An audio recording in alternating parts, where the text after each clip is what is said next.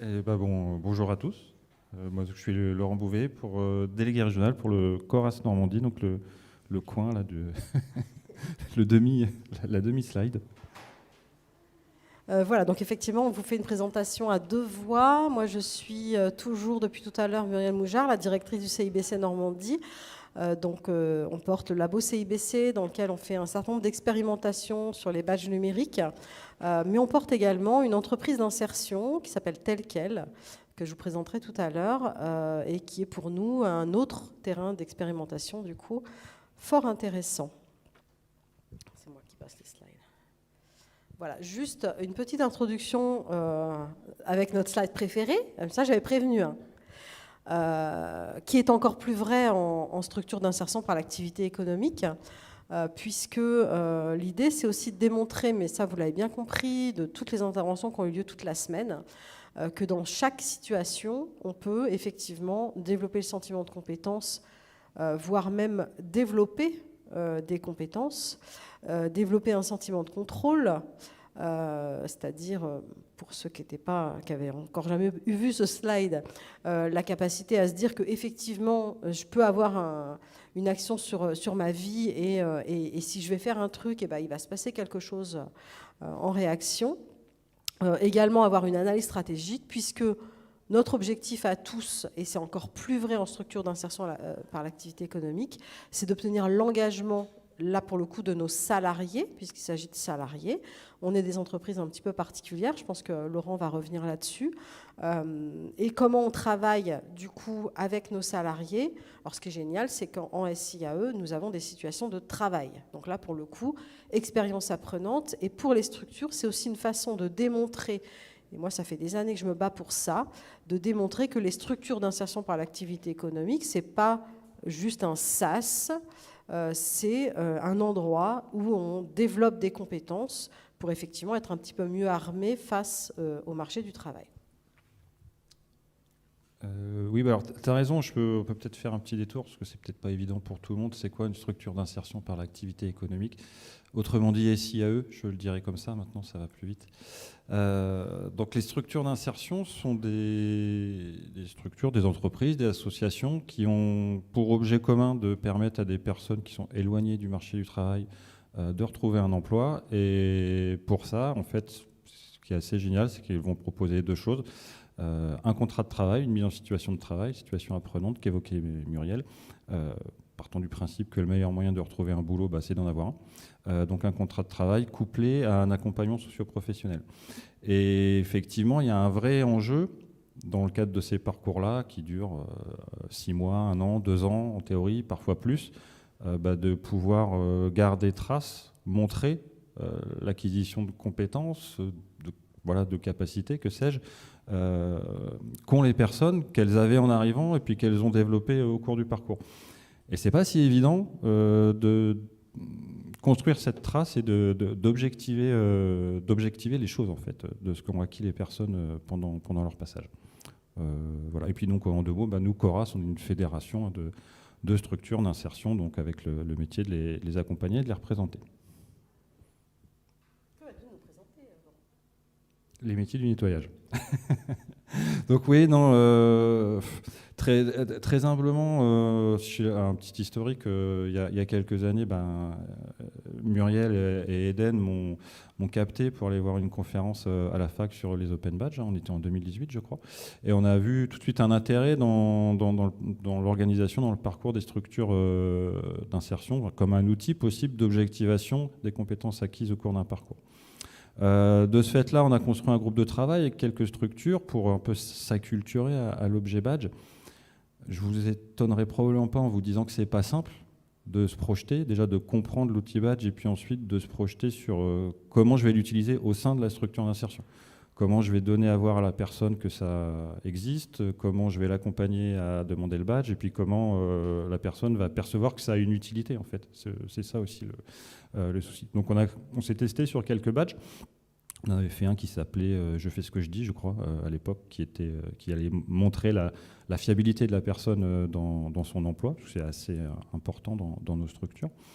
Et puis ça s'est arrêté, et il y a une des structures qui a continué de son côté, qui a travaillé les badges en interne, et qui a, à l'occasion d'une collaboration avec un organisme de formation, donc Accès à Formation, donc vous voyez le logo ici sur la slide, s'est dit tiens, on pourrait travailler sur des badges métiers, puisque c'est une association intermédiaire, donc une boîte qui envoie des gens chez des clients, et qui notamment sur les métiers du nettoyage. Ils se sont dit, tiens, on pourrait travailler sur des badges métiers, sur les métiers du nettoyage, en articulant les questions de formation et puis de mise en emploi. D'où les badges nettoyage. Je pense que tu peux avancer. Voilà, donc comme je l'évoquais, Synodia, donc association d'insertion, travaille avec Accès à Formation, un organisme de formation sur les métiers du nettoyage. Ils envoient des gens en formation là-bas sur différents métiers, et par ailleurs ils font des mises à disposition chez des particuliers, chez des entreprises, chez des collectivités. Donc l'idée c'était un peu d'allier les deux, de dire quelque chose de plus que le simple fait d'être allé en formation ou le simple fait d'avoir travaillé. Donc chacun des badges qui ont été construits, en fait, ils viennent dire, on va regarder après, je crois, chaque badge, il vient dire à la fois que la personne elle a suivi une formation de base sur l'un des métiers du nettoyage. Donc le premier qu'on a fait, c'était maîtrise des techniques de nettoyage manuel. Voilà. Donc ça vient dire j'ai été formé, et par ailleurs j'ai mis en application. Et donc on va aller demander à la personne d'aller, pour obtenir le badge, d'aller chercher son attestation de formation, de la fournir, et puis aussi d'avoir une référence employeur qui atteste qu'elle a bien mis en application les choses. Ce qui est intéressant dans l'approche aussi, c'est que, et ça n'a pas été si simple, en fait, Accès à Formation, le partenaire, qui est donc co-créateur mais aussi émetteur du badge, il a accepté dans l'approche que l'attestation de formation, ça puisse venir d'un autre OF que eux. Ça peut être n'importe quel OF qui a décliné ça. Donc il a fallu quand même discuter par rapport à ça, parce également en termes de contenu. Et puis les éléments d'attestation employeur, ça peut être soit des choses réalisées au sein de l'association intermédiaire, c'est-à-dire des missions de travail, et puis donc là c'est facile à trouver l'élément de preuve puisque c'est au sein de la structure, mais ça peut être aussi une attestation de stage, une attestation employeur autre. Et le cumul de ces deux éléments, ça fait l'obtention du badge. Voilà, après on peut regarder. Donc vous voyez, on en a fait plusieurs. Il ne faut pas que je me lève, sinon je sors du cadre. Donc il y a, de mémoire, il y a tout ce qui relève des nettoyages manuels, il y a nettoyage de vitres en haut à droite, nettoyage mécanisé, nettoyage écologique et biologique. J'ai découvert que ce n'était pas la même chose. Je vous expliquerai si ça, si ça vous intéresse.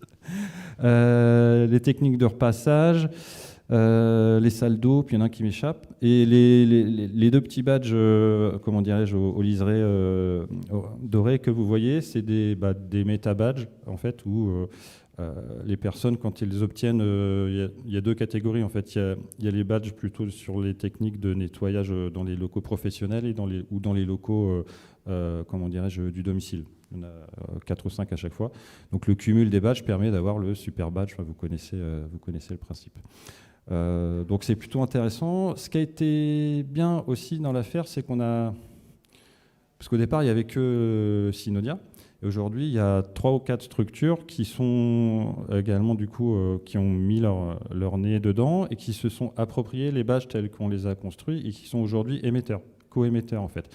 Donc aujourd'hui, quand il y a une demande de badge, donc les badges, c'est Coras Normandie qui formellement est le créateur, mais j'ai plusieurs émetteurs que sont donc Accès à Formation, Actif, association intermédiaire à Caen qui est arrivée après, et puis les deux structures de Bayeux, l'association intermédiaire et le chantier, Synodia Service et Synodia Environnement. Donc toutes ces structures aujourd'hui délivrent les badges. À mon niveau, au niveau du réseau, c'est plutôt chouette parce que c'est une ambition qu'on a depuis un petit moment, c'est que de proche en proche, ce type de démarche puisse être, intégré dans toutes les structures du réseau, en tout cas toutes celles qui le souhaiteront, puisque la plupart de nos entreprises adhérentes travaillent sur ces métiers-là. L'ambition aussi, c'est que derrière, en termes d'endossement, que ce soit Accès à Formation ou les structures d'insertion, elles expliquent la démarche à leurs entreprises clientes, et puis qu'elles puissent également devenir endosseurs. L'idée d'une espèce de capillarité ascendante, de créer une reconnaissance élargie de de ces badges. Alors, les chiffres que vous voyez là, c'est quelque chose que j'avais fait il y a quelques mois maintenant. Entre-temps, il y en a eu quelques autres. Donc, c'est plutôt intéressant. C'est pas 250 badges, mais voilà. Ça prend doucement, mais ça prend doucement. Mais ça prend quand même un peu. Ce qui est intéressant aussi, c'est qu'une des structures actives qui est dans la démarche, il y a 2 ans, quand je leur en ai parlé, ils m'ont regardé avec des yeux... en fait, ils avaient de la peine pour moi, je pense. Et non, c'est vrai. Et aujourd'hui, Catherine connaissait... c'est les meilleurs promoteurs de la démarche. Et ils sont très, contributeurs et créateurs, puisqu'à l'échelle du réseau, on commence aussi à créer des badges communs. Sur des compétences plutôt, j'ai pas les bons termes moi, mais génériques ou transversales. Donc il y a un badge communication qui a été créé. Et puis on a plusieurs badges en projet, capacité d'adaptation, assiduité, etc. Mais qui vont être la propriété collective entre guillemets d'une dizaine là de structures. Donc ça commence à faire réseau. Voilà. Après Oui, j'allais dire, je ne sais plus ce qu'il y a derrière, si c'est toi qui enchaînes, mais un des principaux enjeux, un des enjeux, une des difficultés, c'est aussi de réussir l'intégration, l'implémentation dans l'organisation de travail de la structure d'insertion. C'est ce que je disais un petit peu en introduction. C'est pas si évident. Il suffit pas d'avoir un badge et puis de laisser le QR code pour que les gens le demandent. C'est-à-dire qu'il faut aussi travailler à comment les équipes se l'approprient, comment on donne à connaissance de la personne, comment on explique à quoi ça sert, et comment, peut-être en n'étant pas complètement dans l'orthodoxie du truc aussi, on accompagne au plus près, même dans la saisie des formulaires, parce que parfois c'est pas si simple. Voilà. Donc en tout cas, ça c'est un des vrais enjeux à notre niveau pour que ça prenne sur le long terme. Voilà, je vais illustrer moi d'un deuxième exemple. Donc effectivement, nous, CIBC, notre cœur de métier, c'est l'accompagnement des parcours, la sécurisation des parcours professionnels. Ça fait très longtemps qu'on est adhérent au CORAS, c'est historique en fait, de notre création, voilà, il y a très très très longtemps. On était adhérent au CORAS et quand on participait au groupe de travail, nous, on n'avait pas de support travail. Voilà, donc hyper frustré. C'est genre, on est adhérent CORAS, mais on n'est pas vraiment une SIAE. Alors frustré, non pas parce qu'il fallait l'expliquer à chaque fois, mais frustré parce que finalement, on n'avait pas cet outil qui nous semblait assez intéressant pour travailler à la fois à l'insertion des publics, mais aussi le développement des compétences. On a eu l'opportunité d'avoir un marché qui nous permettait de créer une entreprise d'insertion. Donc on s'est dit, chouette, un nouvel outil. On va pouvoir de fait répondre au marché. Je vous avoue que l'aspect pécunier n'y a pas été pour rien, mais aussi pouvoir travailler autrement les parcours et travailler autrement la question de la compétence. Donc tel quel, c'est une plateforme téléphonique de réception d'appels. C'est-à-dire en gros, si vous voyez... Alors, ce n'est pas ceux qui vous appellent tous les jours pour vous proposer d'acheter des comptes CPF ou je ne sais pas quoi, des formations et de dépenser votre compte CPF. C'est l'inverse. C'est vous, en tant que salarié, qui appelez pour pouvoir avoir un rendez-vous avec un conseiller CEP, puisqu'en fait, on répond au téléphone pour les salariés de tout le sud et l'est de la France qui veulent un rendez-vous avec leur conseiller en évolution professionnelle qui est porté par les CIBC dans une grande partie de la France et pas dans notre partie. Donc ça veut dire quoi? Ça veut dire que ça fonctionne comme une plateforme téléphonique. Le téléphone, il sonne dès que la personne elle est disponible. Un appel, ça dure à peu près 10 minutes. Donc il y a des conditions de travail quand même qui peuvent être vues par certains comme difficiles, et c'est pas complètement faux. Ça veut dire qu'on a des objectifs de qualité quand même assez... on a régulièrement des appels mystères, il y a des fiches écoute, c'est-à-dire les salariés peuvent être écoutés et leur écoute analysée. Et nous, face à ça, on a la prétention de mettre des personnes qui sont en parcours d'insertion, donc allocataires du RSA pour la plupart, et du coup on les forme pendant très très longtemps et on essaie de travailler autrement. Tout à l'heure, j'ai dit que lorsqu'on était une entreprise, ce n'était pas si facile que ça de parler de reconnaissance parce que ça impacte l'organisation de l'entreprise. Du coup, ce qui était vachement intéressant, et j'ai encore dit du coup, Philippe, tu notes, tu mets les bâtons. Ce qui est super intéressant, c'est que ça nous a obligés à penser aussi notre organisation autrement. Donc, les badges, oui, j'ai fait une belle photo à droite pour dire on travaille collectivement. Alors, de fait, pas toutes les 2 minutes, parce qu'il faut quand même qu'ils bossent, parce qu'il faut quand même répondre au téléphone, mine de rien. Donc, il y a une réunion collective tous les mois pendant lesquelles on travaille collectivement, et notamment la question des badges, mais pas que, parce que sinon, ça n'aurait pas de sens. C'est-à-dire l'idée, c'est vraiment de mettre en place une organisation apprenante à tous les niveaux. Et si on leur propose, j'ai dit tout à l'heure, une analyse critique du travail, c'est pas pour dire ok, ça sert juste à avoir votre badge. Ça sert aussi à penser l'organisation du travail et à modifier des choses. Je vous donnerai des exemples particulièrement rigolos tout à l'heure. Je dis ça pour le teasing. Les badges qu'on a fait. Alors les badges assez classiques, on va dire, des badges de compétences. Qu'on a travaillé avec eux, c'est-à-dire en gros, on les a réunis, on leur a dit ok, quelles compétences vous mobilisez quand vous répondez au téléphone.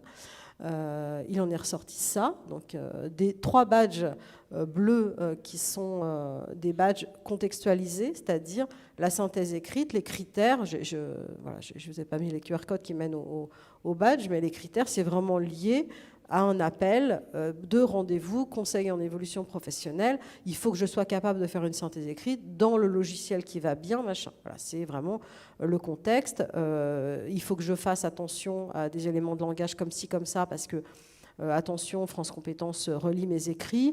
En même temps, on ne me demande pas d'avoir une orthographe parfaite, parce que là, sinon c'est mort. Déjà qu'on a du mal à recruter, mais là, s'il fallait en plus qu'il n'y ait pas de faute d'orthographe, ce serait terminé. Pareil pour identification des attentes, et pareil pour le 3e, qui est l'orientation de l'interlocuteur, puisque en fonction de savoir si la personne est éligible, pas éligible, etc., on est amené parfois à les réorienter. Et un badge transverse, ils nous ont dit ce qui est important pour réussir à faire tout ça, c'est bien écouter les gens. Ok, donc on a pu, et c'est ça qui est vraiment intéressant, travailler avec ses salariés sur ça veut dire quoi écouter les gens. Donc on est arrivé sur la notion d'écoute active, et c'est eux qui sont allés chercher. Ils ont fait comme tout le monde, quand il s'agit de sortir quelque chose d'intelligent, ils sont allés voir sur Internet, et c'est quoi l'écoute active ? Ça veut dire qu'il faut poser des questions, ça veut dire qu'il faut reformuler, ça veut dire etc. Et c'est eux qui ont construit le badge comme ça, tout en se rendant compte que là, pour le coup, ce n'était pas contextualisé. Je peux l'écouter activement aussi à d'autres moments. Voilà. Donc c'est pour ça qu'il est rouge, celui-là. C'est-à-dire celui-là, on va aussi éventuellement le remplir en situation de stage, puisqu'ils font des stages dans le cadre de leur parcours professionnel. Comme le disait Laurent tout à l'heure, il y a une activité productive, puis à côté, une activité d'accompagnement. Donc une fois qu'ils ont... Alors, il y a d'autres badges transverses, qui sont les badges, j'en ai montré un tout à l'heure, s'adapter, notre badge caméléon, tout plein de badges qui ont été développés dans le cadre d'autres projets. Bien entendu, ils peuvent aller les chercher. Mais ces 4-là, c'est vraiment eux qui sont allés, donc un qu'ils ont construit eux-mêmes, et les 3 autres aussi, en se disant, voilà, c'est particulier à notre poste. Ça leur permet d'avoir le méta-badge, conduire un entretien téléphonique. Donc, ils ne l'obtiennent pas tout de suite. Sincèrement, quand ils obtiennent de conduire un entretien téléphonique, ils sont à 6 mois, 8 mois de contrat. Ils ont un contrat d'1 an, en fait, qui peut être renouvelé 1 année, et c'est souvent renouvelé. Voilà, donc ils sont contents d'avoir leur méta-badge, c'est-à-dire vraiment, ils sont trop forts. En même temps, ils ont le fameux badge région. Alors, ce que ça nous a permis de nous rendre compte, puisque ce qui est sympa avec des salariés en insertion, c'est qu'ils sont captifs, ils sont dans nos locaux. Donc, voilà, si on veut les choper pour leur faire passer un truc, c'est beaucoup plus facile que les personnes qui sont sur les territoires. Faut pas se leurrer, c'est l'avantage quand même du truc. Donc là, on voit leur réaction quand ils ont le badge région. Voilà, et on voit que ça a un impact, clairement. Ils sont super fiers d'avoir un badge qui a été remis par le conseil régional. Donc ils comprennent pourquoi ils l'ont eu, etc. C'est bien parce que sur le terrain, dans l'entreprise, ils ont fait un effort de donner à voir leurs compétences, puisque bien entendu, tout ça s'accompagne d'analyses réflexives, de récits, c'est-à-dire comment j'ai fait pour identifier les attentes, quelles questions je me suis posées, voilà, et ils donnent des exemples concrets, etc. Et les badges sont validés par les conseillers. Et c'est pas le mieux. Figurez-vous qu'on en a des super autres. Voilà, moi, ça, c'est mes préférés. un badge je suis prêt, donc qui est un badge d'engagement, et un badge engagement non pardon, je suis prêt, c'est un badge quoi, parcours, pardon, et un badge engagement collectif. Donc ça, ces badges-là, en fait, alors je ne sais pas de l'œuf et de la poule, etc., mais on les avait un petit peu en tête, mais ce qui nous a vraiment permis de les structurer, c'est qu'on est rentré dans une démarche qualité. Alors, on est rentré dans une démarche qualité pour structurer notre entreprise d'insertion, parce que nous, on est des foufous, on a fait une entreprise d'insertion alors qu'en fait, on ne savait pas. Donc, une façon de savoir faire et d'apprendre à faire, c'était de rentrer dans une démarche qualité et d'avoir Laurent qui venait nous voir de temps en temps pour dire, voilà, comment il faut structurer. Au début, on n'a rien compris au référentiel, et puis au fur et à mesure, ça a pris du sens. Et du coup, on a créé des badges pour permettre, alors, je ne vous fais pas la leçon, là, Laurent, en plus devant Laurent, je ne le ferai pas, ça marche par processus, machin, c'est super compliqué, mais ça nous permettait d'acter d'un changement de processus, par exemple. Donc le badge « Je suis prêt », par exemple, c'est un badge qu'ils vont demander lorsqu'ils se sentent prêts à prendre le poste en autonomie, en gros à répondre au téléphone, tout simplement. Normalement, le seul truc qu'il fait, c'est la fin de la période d'essai, en fait. En gros, on a validé la période d'essai, etc. Nous, ce qu'on a voulu, c'est acter que peut-être ils étaient prêts avant ou après. Des fois, c'est un peu le cas. C'est pas très pratique, d'ailleurs, quand c'est après la fin de période d'essai, mais c'est comme ça. Et du coup, c'est bien eux qui le demandent. Et c'est ça, si c'est pendant la période d'essai, c'est ça qui va provoquer l'entretien de fin de période d'essai. C'est-à-dire, en gros, on valide. Alors, bien entendu, officiellement, il y a une date butoir dans le contrat de travail, mais là, on valide que, OK, c'est bon. De fait, vous êtes en capacité de prendre le téléphone en autonomie. Et c'est eux qui disent pourquoi ils sont prêts. Et ça, c'est super intéressant. C'est vraiment ce que j'essayais d'expliquer tout à l'heure. C'est le salarié qui a le pouvoir, là, et qui dit pourquoi je suis prêt ? Je le sens. OK, je le sens que je suis prêt.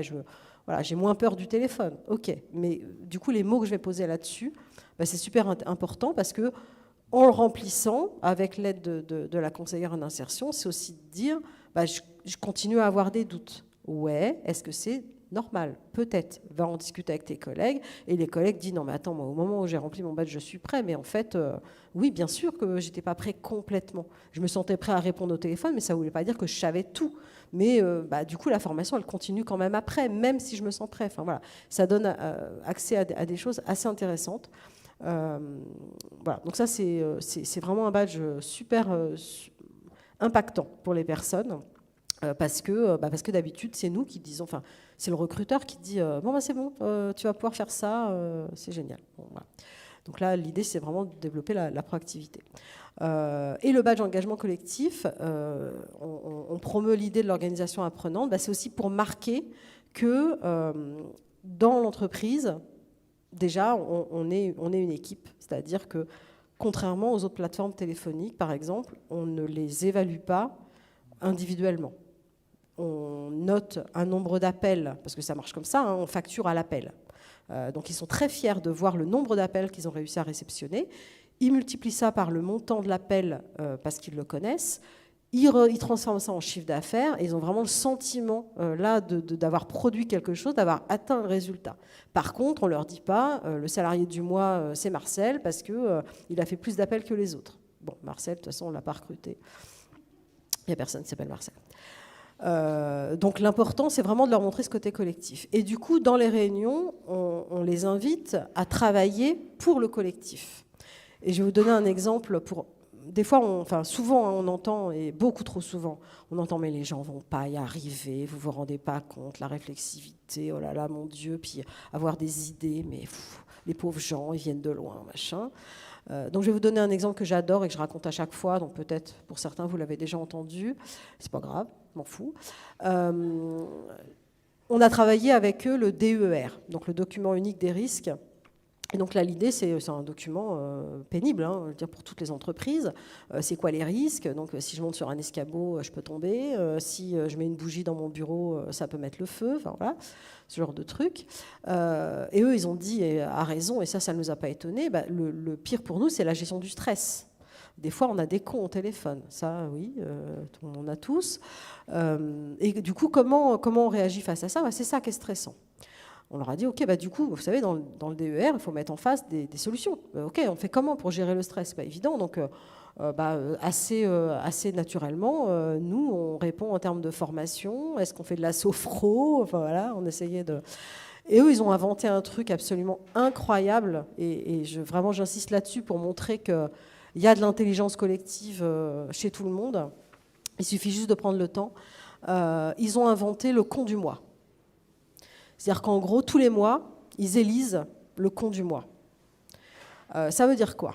Ça veut dire que quand ils reçoivent un appel avec quelqu'un qui les insulte ou qui leur dit que vraiment leur travail, ils ne devraient pas être fiers de le faire parce que c'est n'importe quoi, bon, ils sont un peu stressés. Ils se disent « Merde, le mec, il m'a traité quand même, machin ». Et en même temps, dans un petit coin de leur cerveau, ils se disent « Ah, je tiens peut-être le con du mois, là ». Donc, ils notent la référence du truc, puisque tous les appels sont enregistrés, gling, et ils gèrent le con en question. Des fois, ils font appel à l'encadrement technique qui est toujours là pour prendre la communication, si vraiment c'est trop compliqué.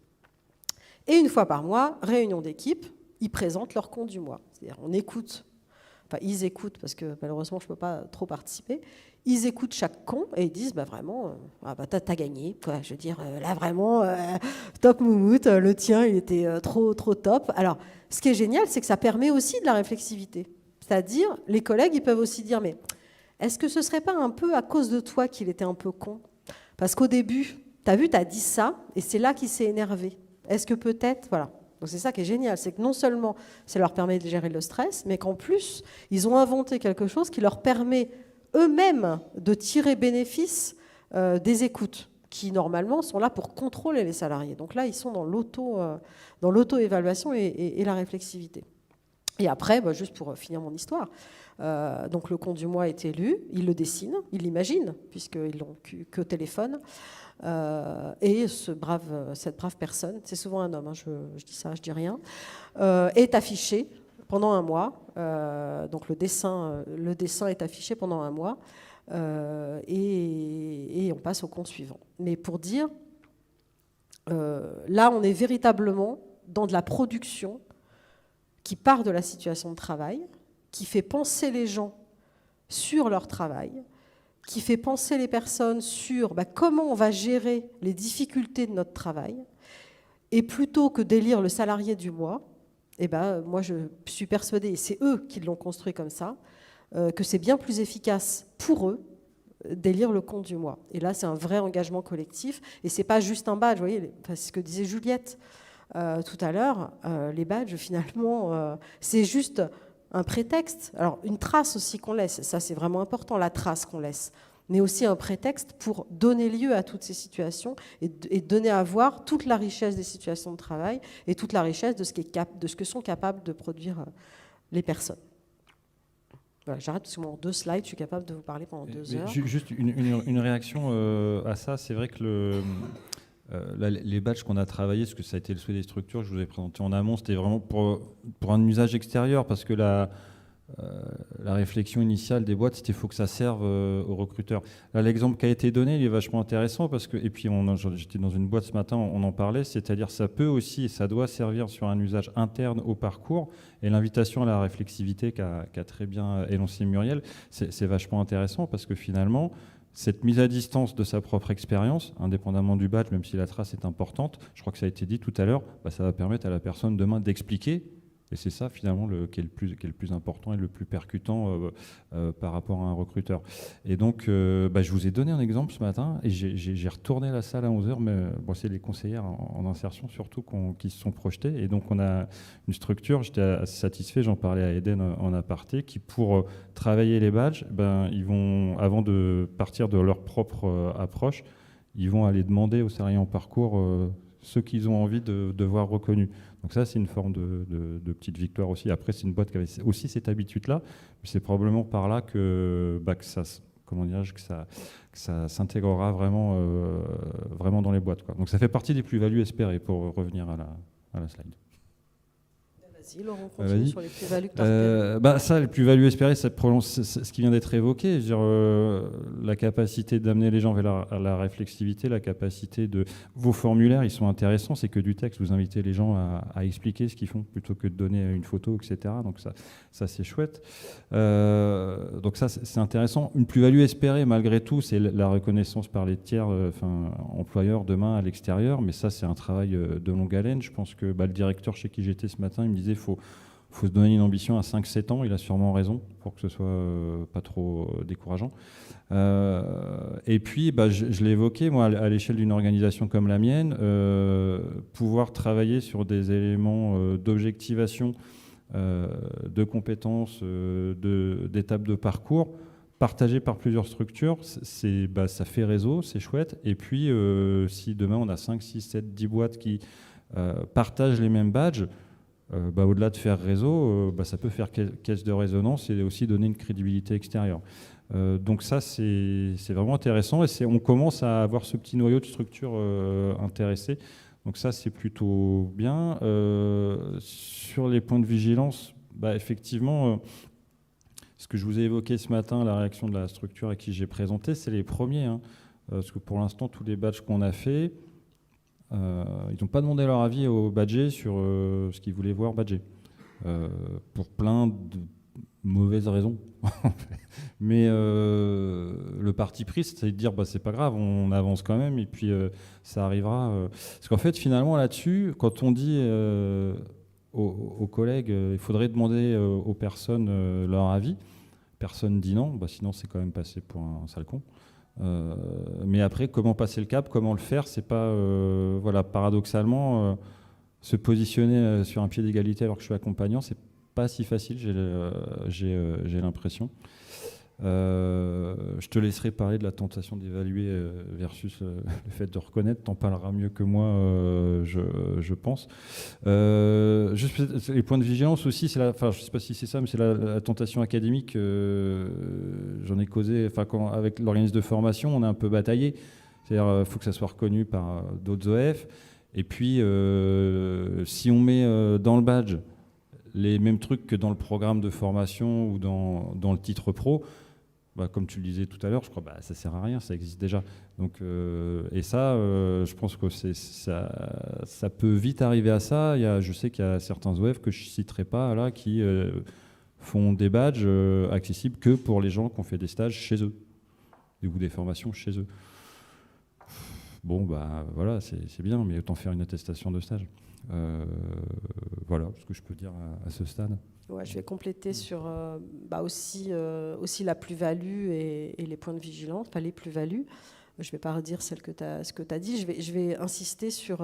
moi, c'est vraiment un truc qui me tient à cœur depuis plusieurs années, avant même de me préoccuper de badge. C'est vraiment donner une place au SIAE dans les parcours de développement de compétences. Et on est de plus en plus d'accord pour dire qu'il n'y a pas que en formation qu'on développe des compétences. Et vraiment, les premières expériences, parce que justement, il y a quand même un cadre qui est le cadre de la prescription de travail qui permet de développer des compétences, c'est l'entreprise, mais qui n'est pas forcément là pour... Alors, bien entendu, ils veulent développer les compétences, mais les reconnaître. Voilà, c'est un débat qu'on a eu et qu'on pourra avoir à nouveau. Souvent, l'entreprise nous dit, mais attends, si je les reconnais trop, ils vont partir.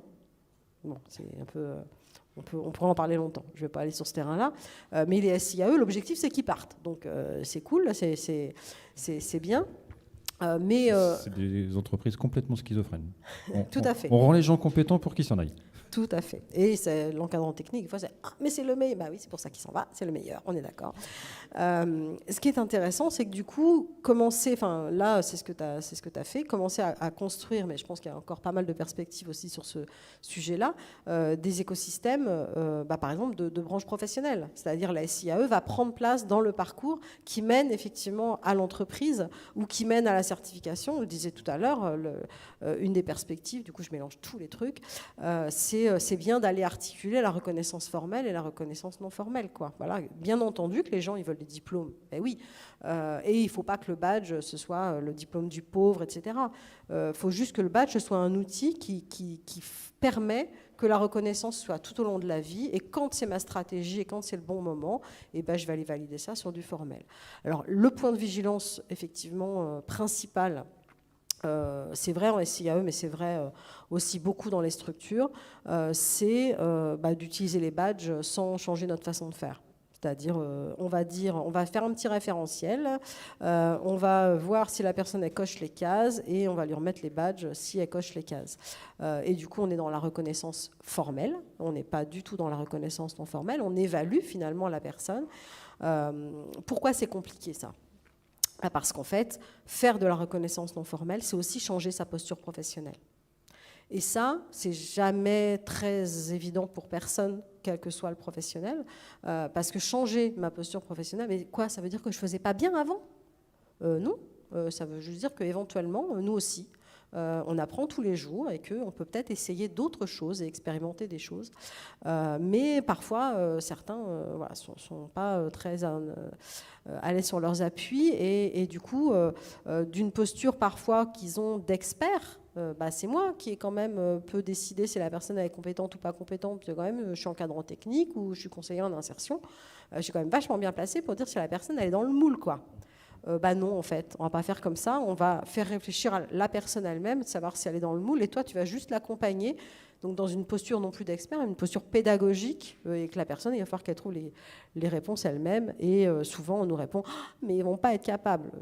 On répond pas mais non, c'est vous qui n'allez pas être capable. Mais le cœur y est. Parce qu'en fait, le problème, il est vraiment là. J'ai pas osé le dire tout à l'heure, puis là, ça y est, je me lâche. Il est un peu tard. Voilà, c'est vraiment le truc qu'il faut réussir à travailler, c'est la posture des professionnels. Je fais marrer mes collègues, c'est le principal. Donc là, voilà, le point de vigilance, c'est ça, c'est la tentation bien compréhensible d'évaluer et pas de reconnaître, parce que, bien entendu, c'est plus compliqué, ça prend beaucoup plus de temps, voilà, mais on sait bien que c'est jamais simple. Les perspectives telles que tu les vois, Laurent, ou si tu as envie de dire autre chose, n'hésite pas. Un mot, parce que ça m'évoque, c'est marrant, je sais pas, ça tombait bien. Enfin, un échange qu'on a eu ce matin sur, je reviens sur les plus-values, on fait tout dans le désordre, mais à quoi ça va servir ? Tu avais un encadrant technique qui disait oui, mais si c'est pas reconnu à l'extérieur, ça va servir à rien si les employeurs ils connaissent pas, voilà. Et j'avais une conseillère qui connaissait pas du tout au début, puis au fur et à mesure de la matinée, elle a eu un cri du cœur, dit mais en fait. Si, ça va servir à une reprise de confiance. Et rien que ça, c'est chouette, en fait. Et c'est un des éléments super importants dans le cadre de parcours en structure d'insertion, parce que, évidemment, les profils et les situations des gens sont variables, mais en général, quand on arrive en structure d'insertion, c'est qu'on a eu 2-3 problèmes et qu'on est en perte de confiance. Et ça, c'est une démarche qui peut contribuer à la reprise de confiance. Et rien que ça, c'est vachement bien, en fait. Voilà. Et du coup, la perspective, on en a un peu parlé, des écosystèmes territoriaux, on en a beaucoup parlé en début d'après-midi, et j'imagine aussi dans les autres interventions, mais aussi des écosystèmes de branches. L'essaimage, on en est encore là. Clairement, pour l'instant, on est encore en train d'essaimer, même si Cocorico en Normandie, il y a encore du travail. Et ce qui est vraiment super, c'est effectivement l'intervention maintenant d'institutions dans tous ces dispositifs, parce que ça donne du crédit et on passe plus pour des huluberlus. Je veux dire, clairement, en 2018, quand on a commencé à aller sur les territoires, à l'époque, on était financé par la Directe, ça s'appelait encore la Directe. On allait sur les territoires, des fois on nous jetait des cailloux, quoi, où on nous riait au nez. Enfin, genre, c'est bon, genre le gadget, le badge, machin. Aujourd'hui, alors, soit on passait pour les huluberlus, alors on avait aussi une autre réaction qui était intéressante, c'est « Oh là, mais attends, vous êtes en train de me dire que ça n'existe pas et qu'il va falloir que je sois pionnier sur un truc, quoi, genre, écoutez, vous savez quoi, commencez, et puis on vous rejoint quand ça commence à être organisé. » Bon, ça, c'était à peu près compréhensible. Aujourd'hui, quand on prononce le mot...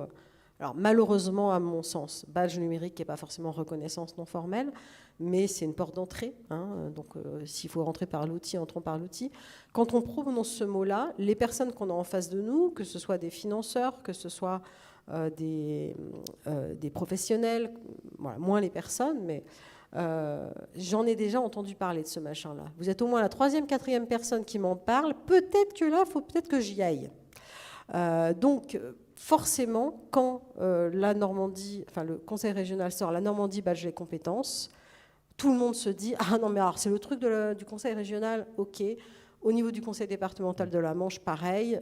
Voilà, les missions locales, ça fait du lien dans les têtes de tout le monde et c'est quand même vachement plus confortable d'y aller aujourd'hui qu'il y a quelques années. Et de fait, dans les autres régions, tout le monde nous dit « Ah là là, mais vous avez trop de chance en Normandie parce que vous pouvez vous appuyer sur ces programmes-là pour dire ça ». Et on est toujours un peu là-dedans, des fois. Je ne sais pas si tu te rappelles, Laurent, la directe Normandie, quand on a déposé le projet, c'était avec vous. La dame a répondu « J'ai rien compris, hein, mais ça a l'air bien. On va y aller. Mais j'ai rien compris. » Ok, mais elle nous a suivis et mine de rien, c'est ce qui nous a permis de commencer. Ouais. Tu as raison, la reconnaissance institutionnelle, c'est facilitant. Et puis, comme tu dis, on en parle plus. Voilà.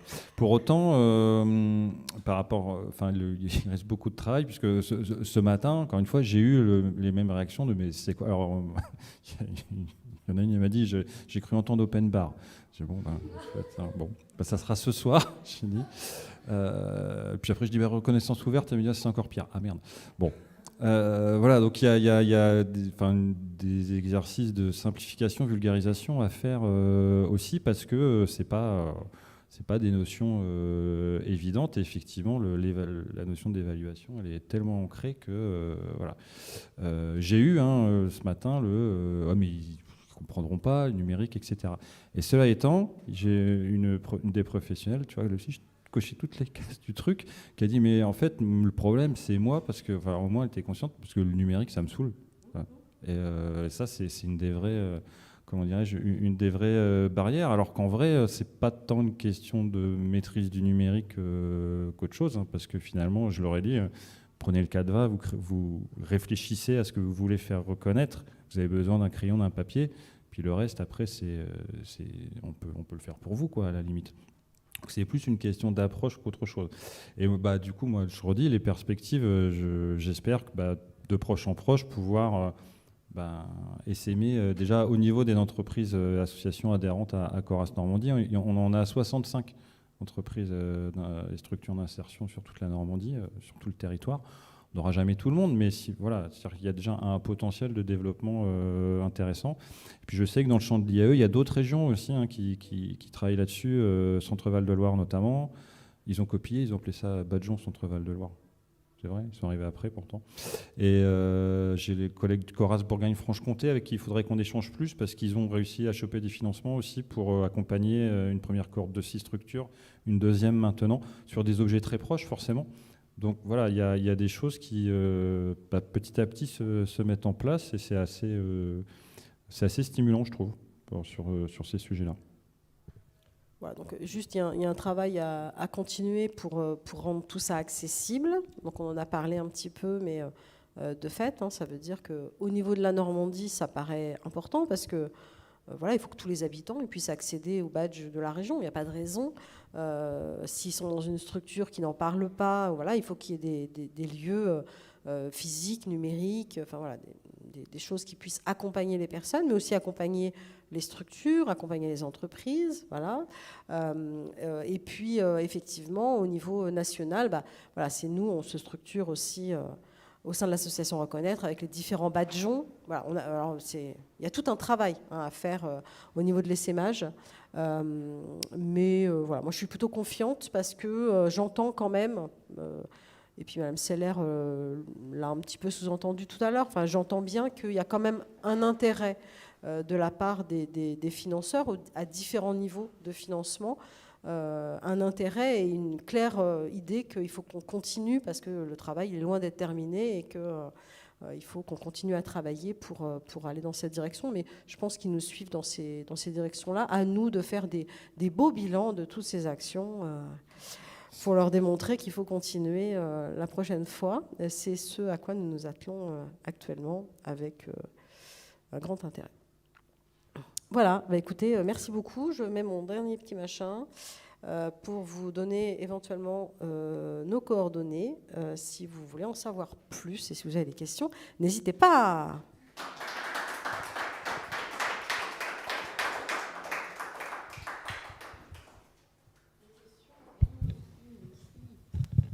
Oui, moi j'ai une question sous forme de réflexion surtout sur la la deuxième partie que vous avez présentée. Ça me parle moi en tant que manager, voilà, puisque j'ai le sentiment quand même que dans le cadre notamment des entretiens d'évaluation annuels, on adopte souvent une vision de la compétence souvent rattachée à nos objectifs, à la rentabilité, à la productivité. Alors moi je suis une mission locale, donc ma rentabilité, vous vous doutez bien que c'est pas... Mais enfin, malgré tout, on a une vision dans le moment managérial, notamment qu'est l'entretien annuel, qui pose la compétence quand même de façon très décentrée par rapport au discours qu'on tient depuis le début de cet après-midi, depuis le début de la semaine en tout cas. On est vraiment dans une optique moyen fin. Il y a une forme même de forçage pour faire rentrer la compétence de nos salariés dans la visée que l'on se fixe, dans le but. Voilà, et vraiment, on est. C'est est-ce que en termes de compétences, tu es en conformité ? Voilà, il y a cette forme un petit peu de forçage, et je me dis, en vous écoutant et en observant ce que vous avez construit, finalement, cette démarche-là et l'outil qui est l'open badge peut peut-être nous amener plus vers une posture de la transformation. Alors de la transformation des processus en cours dans nos structures, et puis aussi des transformations de la personne elle-même face au regard de ses compétences, et un outil pour permettre aussi de développer ce qu'un philosophe français, François Julien, appellerait le potentiel de situation, en tout cas le potentiel des situations, parce que je pense que dans une entreprise, il n'y a pas une situation, mais il y en a de multiples. Voilà, et donc ça ouvre pour moi, et là c'est une question, la question des talents plutôt que des compétences, ou des compétences vues comme des talents. Enfin voilà, vous ouvrez en tout cas sur le champ du management, de la RH, des champs du possible qui me semblent vraiment intéressants, avec un outil qui malgré tout, qui en plus, et ça vous l'avez montré, est super engageant pour le salarié lui-même. Alors c'est super intéressant ce que tu dis, parce que ça nous permet de penser nos dispositifs dans un système RH. Et effectivement, si on veut toucher les entreprises, elles ne nous ont pas attendu pour parler de compétences, même si on n'est pas forcément d'accord avec la façon dont elles le pensent parfois. Mais n'empêche qu'il va bien falloir s'imbriquer là-dedans. Alors par contre, c'est clair que ce sont des dispositifs qui sont plus proches de l'entretien professionnel que de l'entretien annuel. L'entretien annuel d'évaluation dans une entreprise, effectivement, c'est l'idée de savoir si la personne elle apporte ce qu'il faut à l'entreprise pour atteindre ses objectifs. Alors, après, chacun gère ses organisations. Nous, par exemple, au niveau de notre entreprise, que ce soit telle quelle ou CIBC, on est sur un engagement collectif, c'est-à-dire l'objectif, il est collectif. On ne va pas analyser l'atteinte des objectifs individuels. Alors déjà, certainement parce que c'est compliqué pour des conseillers en insertion, mais aussi parce que c'est quand même une posture de dire on peut pas faire ça, on ne peut pas parler de développement du pouvoir d'agir et faire complètement autrement avec nos propres salariés. Mais par contre, au niveau de l'entretien professionnel, logiquement, et c'est quand même pas une démarche facile parce que tu restes quand même directeur de ta structure, c'est de dire non, mais là, attends, on parle plus d'entreprise, on parle de toi et les compétences que toi, tu as envie de développer, etc. Et c'est chaud parce que, mine de rien, il y a quand même un rapport de pouvoir qui est présent. Et c'est d'autant plus intéressant parce qu'en le faisant, on se dit waouh, c'est ça qu'on demande aux entreprises. Donc nous, déjà, on baigne là-dedans et on gère de la compétence et des concepts comme ça. Et en fait, quand on va avec ces systèmes-là en entreprise et quand on dit ce serait bien que les entreprises jouent avec nous, on leur demande d'être en capacité de gérer ça comme ça, quoi. Elles ont déjà du mal à faire les entretiens professionnels. Là, on leur met la barre peut-être un petit peu haut. Moi, je crois beaucoup à l'articulation avec la qualité. Voilà, c'est quelque chose qu'on va essayer d'explorer un petit peu plus avant. Et c'est là où il nous manque la notion de badge collectif, parce que la qualité, ce n'est pas une question individuelle. Voilà, faut pas rêver. Le problème, c'est que si on pose la question du badge collectif, on pose la question de la compétence collective. Voilà, c'est déjà très difficile de savoir ce que c'est qu'une compétence. Une compétence collective, c'est difficile à définir aussi et à identifier. Voilà, c'est une construction, vous savez, 1 + 1 = 3, tout ça. Alors du coup, il est où le troisième truc ? On ne sait pas trop. Ouais. Mais il faut l'explorer voilà, sur le terrain, pareil. Donc là, on l'a exploré avec tel quel, on n'a pas fini. Et ça, c'est bien. Hein, c'est qu'on a encore plein de travail et plein de trucs à explorer. Et ça, c'est chouette.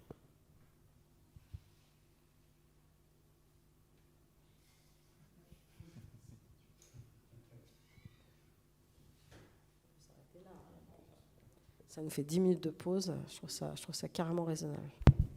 Merci. Merci beaucoup, Laurent Muriel. Encore bravo.